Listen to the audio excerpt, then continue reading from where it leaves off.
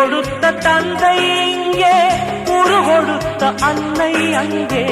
இன்ப துன்பம் எது வந்தாலும் பங்கு கொள்ளும் சொந்தம் எங்கே?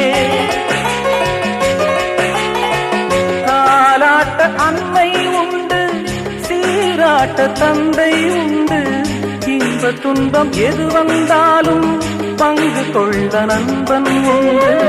ஒரு தாயின் பிள்ளை போல உருவான சொந்தம் கொண்டு வரும் காலம் யாவும் வெல்ல இணைந்த கைகள் என்றும் உண்டு.